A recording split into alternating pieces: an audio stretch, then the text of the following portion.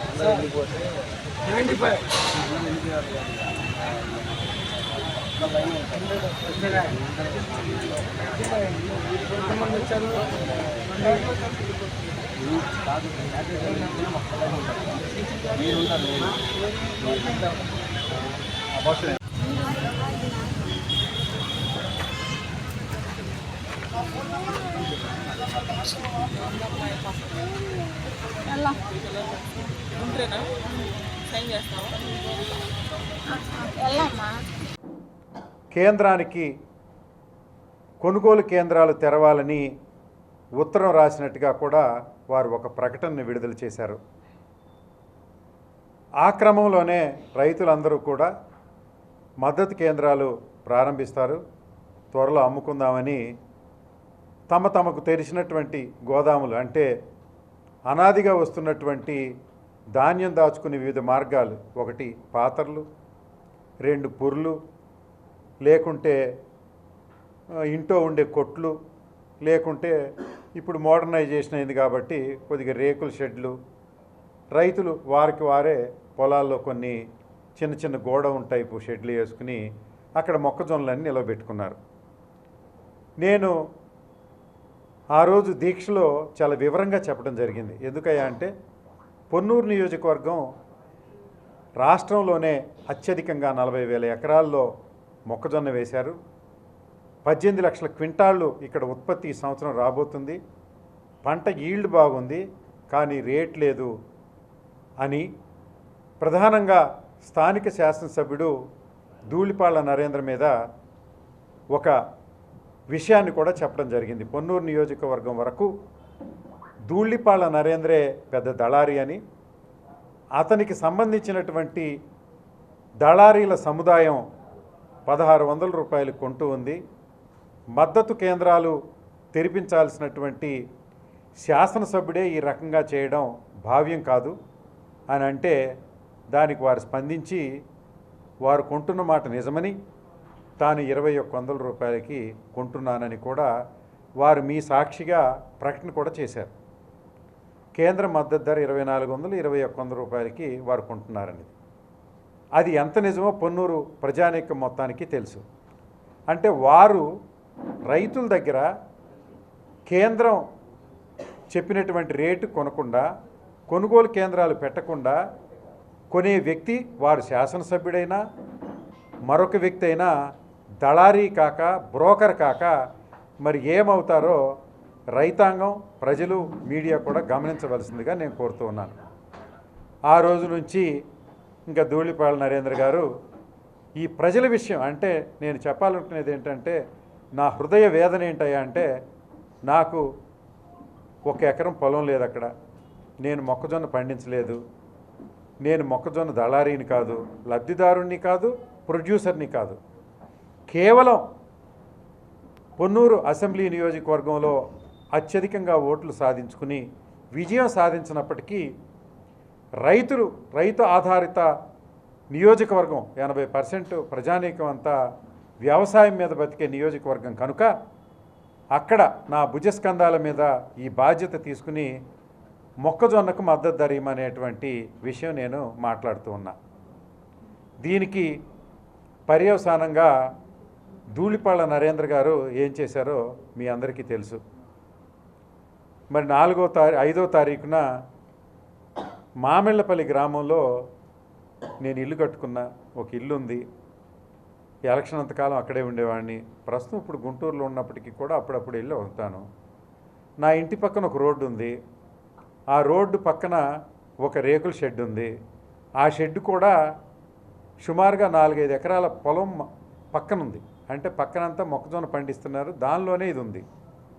అది నా షెడ్ అని, దానిలో వేలాది బస్తాలు మొక్కజొన్న ఉందని ఒక అభూత కల్పన చేసి వక్రీకరించి, తమ పార్టీ నాయకులను కూడా వక్రీకరించి, అంటే మునుపల్లిలో మొక్కజొన్న రైతులను పరామర్శించాలనే మిషతోటి చేబ్రోల్ నుంచి శానిటరీ వర్కర్స్ని, గవర్నమెంట్లో పనిచేసే వాళ్ళని, 4 వ్యాన్ల పోలీసుల్ని, మరి వ్యవసాయ అధికారుల్ని అందరినీ చెప్పి ఒక అఫీషియల్ ప్రోగ్రాం లాగా మునిపల్లిలో మరి మొక్కజొన్న పరిశీలన చేయాలని చెప్పి వారిని డైవర్ట్ చేసి మామళ్ళపల్లి గ్రామానికి మొత్తాన్ని తోలుకొని వచ్చారు. సడన్గా ఉదయం 10:30 సమయంలో రైతులు కానీ మహిళలు కానీ ఎవరు ఇంటికి వెళ్ళలేని టైం. మామళ్ళపల్లి గ్రామం సన్నకారు, చిన్నగారు రైతులకు సంబంధించింది. అంటే భార్యాభర్తలు, పిల్లలు కూడా పొలాలకు పోయి పని చేసుకుంటారు. 1 ఎకరం పొలం ఉంటే 4 ఎకరాలు కౌలుకు తీసుకుని మొక్కజొన్న పండించుకున్నటువంటి సందర్భంలో వారెవరూ లేనప్పుడు వెళ్ళి ఆ గోడౌన్ను పగలగొట్టి వారి కారులో తెచ్చుకున్నటువంటి బస్తాడు వైఎస్ఆర్ కాంగ్రెస్ పార్టీ జెండాలని బస్తాల మీద జల్లి, ఇది అంబటి మురళీకృష్ణ గోడౌను, ఈయనే మొక్కజొన్న దళారి అని చెప్పడం జరిగింది. చెప్పిన వెంటనే వారంటే వచ్చినటువంటి అగ్రికల్చరల్ ఆఫీసర్ ఆ రోజు అక్కడ కూర్చుని అంతా విచారణ చేసి సాయంత్రానికి వారు ఒక రిపోర్ట్ కూడా ఇవ్వడం జరిగింది. ఏంటి ఆ రిపోర్ట్ అంటే, ఆ గోదాము ఓనరు సూదా సముద్రయ్య కోడలు త్రివేణి అని, అక్కడ మొక్కజొన్నలు నిలువ చేసిన మాట నిజమని, అక్కడ 5 రైతులు కలిసి నిల్వ చేసుకున్నారు అనేది వారిచ్చిన రికార్డులు కూడా వారు పరిశీలన చేశారు. అంటే రైతులంతా కూడా అక్కడ ఎవరికి ఎంత ఎక్స్టెంట్ పొలం ఉంది, ఎన్ని బస్తాలు పండినవి, దానికి సంబంధించినటువంటి పాస్ పుస్తకాలు అన్నీ కూడా ఆ 5 రైతులు ఇవ్వడం జరిగింది. వాటినన్నింటినీ ఆమోదించి వారికి ఒక నోటీస్ ఇవ్వడం జరిగింది. నోటీసులో ఏం రాశారయ్యా అంటే, గోడౌన్లో మీరు వ్యాపార ట్రేడ్ కోసం పెట్టారు కనుక దీనికి లైసెన్స్ తీసుకోండి, 5,000 రూపాయల పెనాల్టీ కట్టండి అని.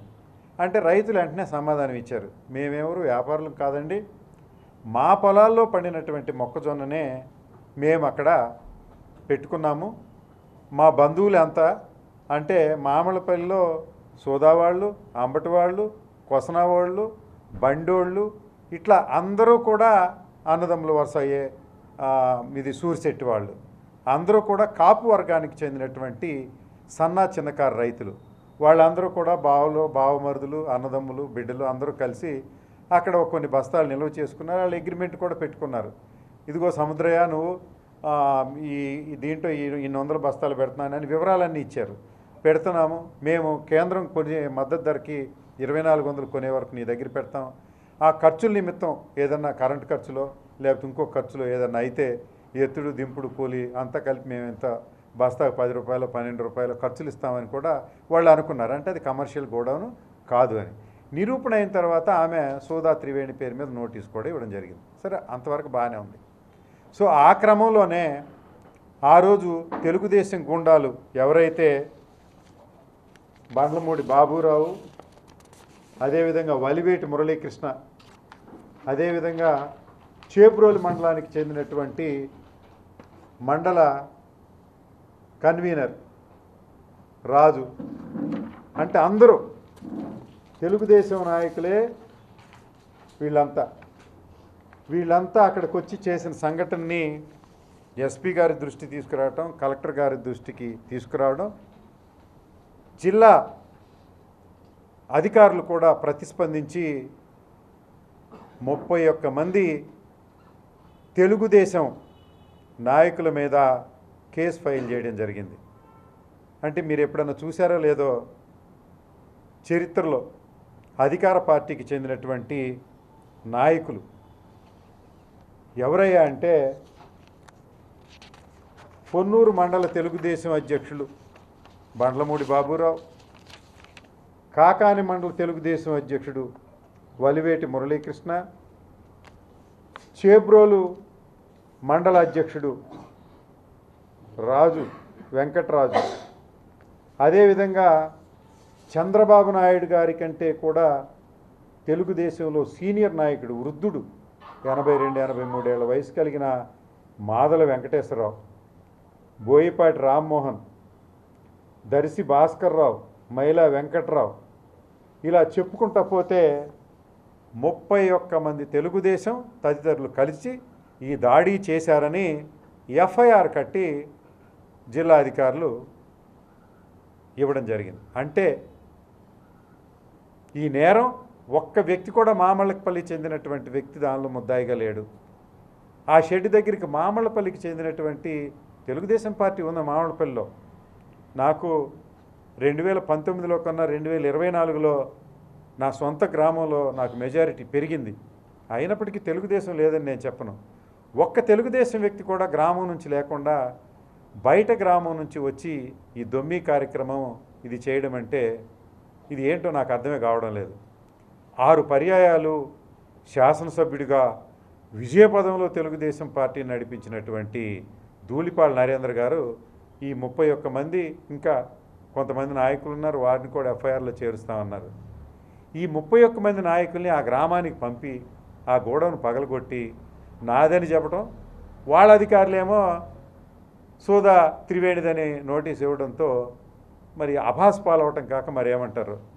తెలంగాణ భాషలో చెప్పాలంటే ధూళిపాళ నరేంద్రది కమ్ ధమాక్, దేడి ధమాక్, కోడి ధమాక్, అంటే బుర్రలేని వ్యక్తులు చేసే పని తప్ప మరొకటి కాదు. ఈ 31 మంది వ్యక్తుల్ని